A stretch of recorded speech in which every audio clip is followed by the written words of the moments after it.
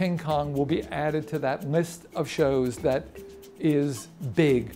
It is muscular, it has scale, it has size. The animal on stage is 20 feet high.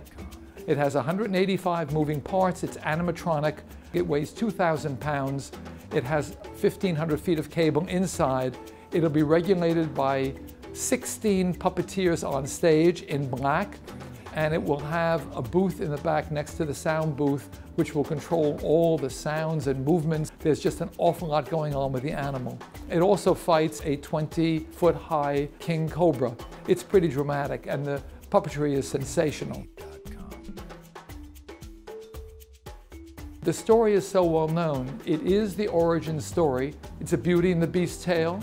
It's not a love story, but it's a like story. They find each other, they communicate with each other. There is a 12-minute scene in the first act that is simply ravishing, in which they talk to each other and they find each other, and they sort of find a common language and a common bond.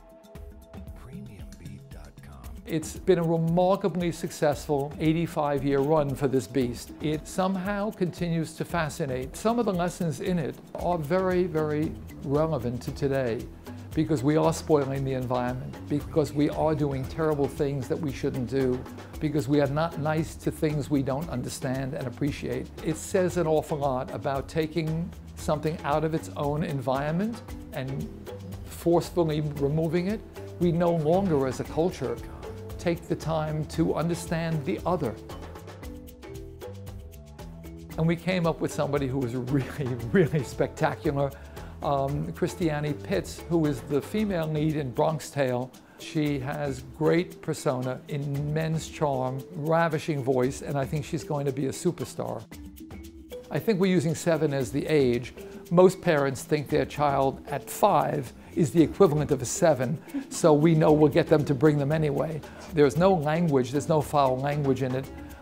There's no romance per se. There is a relationship, which I think kids will learn a lot from, about how you can communicate without speaking. For students, this is very, very helpful for 2 reasons. First of all, it's great for theater.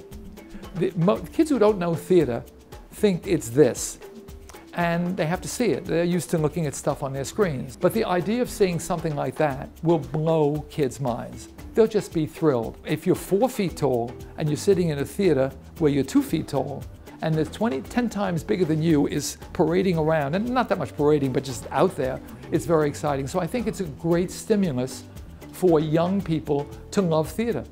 And hopefully 20 years from now, they'll say, my first experience was seeing King Kong, and I loved it, blew my mind. So that's one thing. And the second thing is there is much to learn in it, of compassion and understanding, and it's brilliant theatrically, so you get that with it.